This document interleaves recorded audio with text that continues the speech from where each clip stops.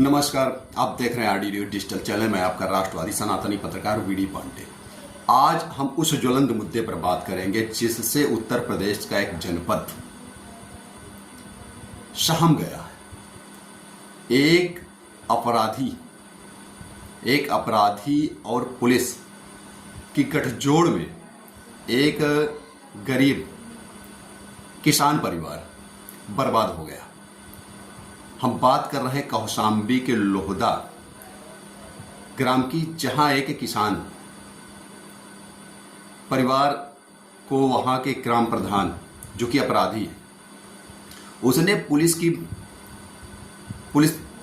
गठजोड़ करके उस परिवार को बर्बाद करने में कोई कोर कसर नहीं छोड़ी। और ये उसका कुछ जमीनी विवाद था। लोहदा गांव के निवासी लोहदा ग्राम पंचायत के वर्तमान प्रधान, जिस पर एक नहीं कई आपराधिक मुकदमे हैं, और वो थाना सैनी को चला रहा था। थाना सैनी के उपनिरीक्षक, पथरावा चौकी इंचार्ज और तमाम ऐसे जिन्होंने एक बार फिर खाकी को सर्वसार कर दिया है। बिकरू कांड कानपुर में जिस तरह से विकास दुबे और पुलिस माफिया गठजोड़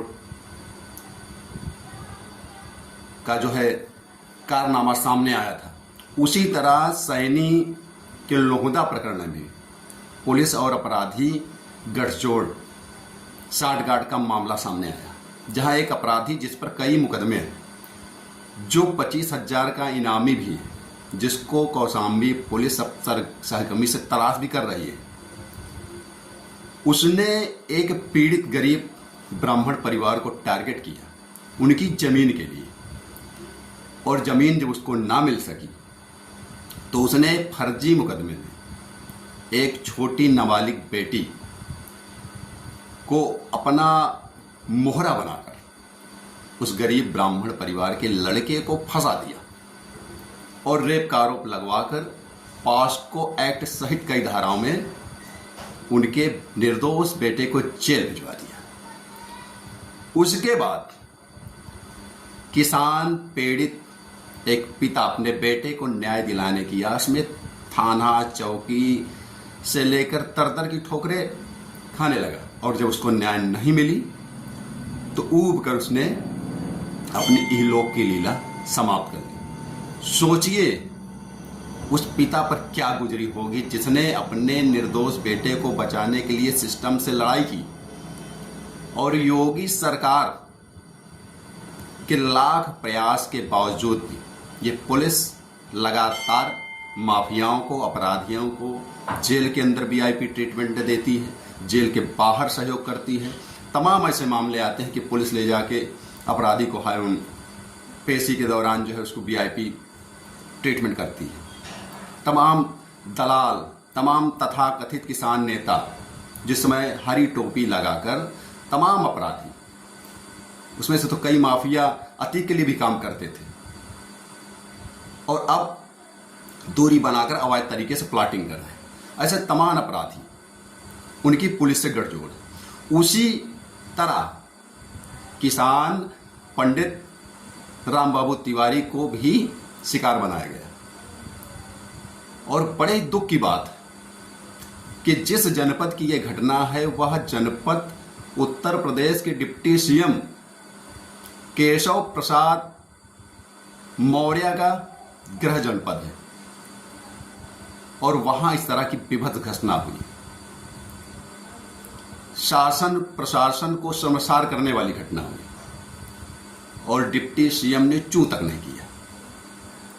वो तो भला हो दूसरे डिप्टी सीएम ब्रजेश पाठक का, जिन्होंने संज्ञान लिया और न्याय दिलाने के लिए प्रयास किया, जिसके पश्चात कौशाम्बी के पुलिस अधीक्षक राजेश कुमार, जो एक तेज तर्राक अधिकारी हैं, उन्होंने एक्शन लिया, और एक्शन के पश्चात चौकी इंचार्ज थाना अध्यक्ष के ऊपर गाजगिरी, लाइन हाजिर किया गया, ट्रांसफर किया गया। लेकिन कहीं ना कहीं ये बात है कि जब एक पीड़ित किसान, उसके बेटे को टारगेट करके जेल भेजा गया फर्जी रेप केस लगाकर, अब तो उस बेटी ने भी कह दिया कि जो हमारी मम्मी ने हमसे कहा वही हमने कहा। मम्मी ने फर्जी तरीके से प्लानिंग की, परिवार ने प्लानिंग की और फर्जी तरीके से बात बनाई गई, कहानी, मनगढ़ंत कहानी बनाई गई और उसको रेप का आधार देकर एक निर्दोष को जेल भेज दिया गया और उसको अब जमानत भी मिल गई है और पॉक्सो एक्ट भी हट गया है। ये सत्यमेव जयते की निशानी है और सत्य के लिए कौशाम्बी जनपद के तमाम वकील बंधु भी मैदान में आ गए। उस निर्दोष गरीब के साथ अत्याचार हो रहा था, इसलिए वो भी मैदान में कूद पड़े उनको न्याय दिलाने के लिए। और दूसरी तरफ टिकैत ग्रुप का एक प्रदेश स्तरीय नेता उस अपराधी के संरक्षण में ट्रेन रोकने का आह्वान कर रहा है। मतलब एक किसान न्याय की बात करेगा या अन्याय की बात करेगा? रेप हुआ ही नहीं तो किस रेप पीड़िता को तुम न्याय दिलाने जा रहे हो? एक अपराधी के संरक्षण में रेल रोकोगे? रेल रोकना, हाईवे जाम करना, ये सब अपराध है। और जिस तरह से न्याय मांगने पर गरीब पीड़ित परिवार के लोगों पर पुलिसिया अत्याचार हुआ, जिस तरह से निर्दोष लोगों को, महिलाओं को घसीट कर हाईवे से खेत तक पुलिस ने बूटों से मारा, लात घूंसों से मारा, बेरहमी से पीटा, डंडों से पीटा, ये पुलिस क्या है?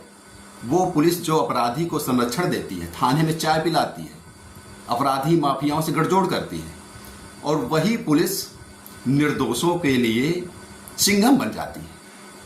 शर्मसार कर दिया आप लोगों ने कौशाम्बी जनपद को और पुलिस महकमे को। एक किसान के बेटे को निर्दोष जेल आप लोगों ने भेजा, उसे माननीय कोर्ट ने बरी कर दिया। आपने पॉक्सो एक्ट लगाया पैसे लेकर, भ्रष्टाचार में अपराधी से साठगांठ करके पॉक्सो एक्ट हटा, सत्य की जीत हुई और जिस निर्दोष बेटे पर आरोप लगाया गया था रेप का, वो बाहर आया। ये वहां के युवाओं की, श्रवण आर्मी की, वहां के वकील बंधुओं की, वहां के आम नागरिकों की लड़ाई थी, जिसमें उनकी जीत हुई, सत्य की जीत हुई। और दो सनातनी परिवारों, दो सनातनी समुदाय को, एक ब्राह्मण और एक पाल को आमने सामने आज आ गए हैं अपने अपने जातिगत मुद्दों को लेकर, जो कि बहुत ही दुख की बात है। एक अपराधी, वो अपराधी जिसने अपने स्वजाति बांधवों को अपने ही ग्राम पंचायत में उनकी जमीन कब्जा कर रहा था। पंडित जी के पूर्व, पंडित स्वर्गीय राम बाबू तिवारी के पूर्व अपने ही गांव में दूसरे परिवार की, जो पाल समुदाय से ही है, जाति से है, उनकी जमीन कब्जा कर रहा था। जब उन लोगों ने विरोध किया तो उन पर भी जानलेवा हमला किया। तो यह अपराधी, इसका यही पेशा है। अब तो 25,000 का इनामी अपराधी भी घोषित हो गया है। इसके ऊपर योगी सरकार का बुलडोजर चलना चाहिए, इसका एनकाउंटर होना चाहिए। इसकी वजह से दो सनातनी समुदाय आपस में टकराने की नौबत आ गई, महापंचायत होने की नौबत आ गई, कोर्ट कचहरी और चक्का जाम करने की नौबत आ गई। और इसी में तथाकथित किसान नेताओं और सपा जैसी पार्टियों को वोट बैंक की राजनीति के वोट की रोटी सेकने के भी अवसर मिले। तो वो जो महत्वपूर्ण जिम्मेदार है, वो चौकी इंचार्ज पथरावा और सैनी थाना अध्यक्ष है, एसीपी है, इनके खिलाफ जांच हो और इनको बर्खास्त किया जाए, क्योंकि इनकी वजह से गलत मैसेज गया, योगी सरकार के प्रति गलत मैसेज गया, पुलिस प्रशासन के खिलाफ गलत मैसेज गया, समाज में न्याय की उम्मीद लिए जो लोग बैठे हैं उनको गलत मैसेज गया। ऐसे लोगों के खिलाफ कठोरतम कार्रवाई होनी चाहिए। जिनके रहते जिनको जिम्मेदारी न्याय दिलाने की दी गई है, जिनको रक्षा और सुरक्षा की जिम्मेदारी दी गई, वही अपराधी से गठजोड़ करके इन निर्दोष लोगों को जेल भेज रहे हैं।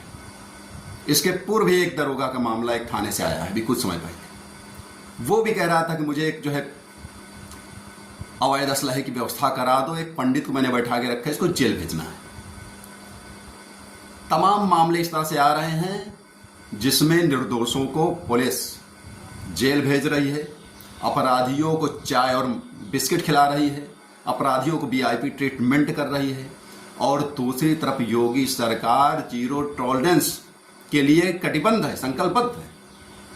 सरकार को थाने, चौकी और तहसील स्तर में महत्वपूर्ण सुधार करने की जरूरत है। यदि थाने, चौकी और तहसील में महत्वपूर्ण सुधार कर लिए जाते हैं तो यहीं से सारे अपराधों का जन्म होता है, यहीं से इस तरह के तमाम विभत्स घटनाओं को रोका जा सकता है। तो लोहदा प्रकरण कौशाम्बी में जो भी हुआ वह शर्मसार करने वाला था, लेकिन वकील बंधुओं, किसान बंधुओं, आम नागरिकों के सहयोग से, श्रवण आर्मी के सहयोग से ये न्याय की लड़ाई लड़ी गई और निर्दोष को जमानत मिली। उसके ऊपर से जो तमाम गलत धाराएं पॉक्सो एक्ट जैसी लगाई थी वो हटाई गई। वो अपने घर आया, अपने परिवार से मिला। लेकिन क्या राम बाबू तिवारी जी वापस आ सकते हैं? क्या गलत कार्य करने वाले 25,000 के अपराधी को छोड़ने वाले, उससे भाईचारा निभाने वाले चौकीदार और थाना अध्यक्ष को लाइन कर हाजिर करने से राम बाबू तिवारी वापस आ सकते हैं? क्या उनके बेटे पर जो कलंक लगाया, उसका गलत तरह से प्रचार प्रसार किया गया, भ्रामक प्रचार किया गया, उस पर वो मिट सकता है? ये बड़ा यक्ष प्रश्न है। और मैं पुनः निवेदन करता हूँ योगी आदित्यनाथ सरकार से कि ये जो 2 चौकी इंचार्ज, थाना अध्यक्ष और जो भी जनपद के पुलिस महकमे में जिन्होंने पुलिसिया तांडव मचाकर आम आदमियों को, महिलाओं पर अत्याचार किया, अपराधी को संरक्षण दिया, निर्दोष को जेल भेजा, और ऐसे तथाकथित जो अपने आप को किसानों का नेता बोलते हैं, जो अपराधियों का संरक्षण करते हैं, इन सभी के खिलाफ कठोरतम कार्रवाई करने की आवश्यकता है। अन्यथा समाज में न्याय की उम्मीद पाने वाले लोगों को न्याय से आस खत्म हो जाएगी। तो ये वीडियो आपको कैसे लगी? अपने विचार इस मुद्दे पर जरूर दें, कमेंट्स करें, लाइक करें, शेयर करें, और सब्सक्राइब आपने नहीं किया तो सब्सक्राइब कर लें। जय हिंद, जय भारत, वंदे मातरम।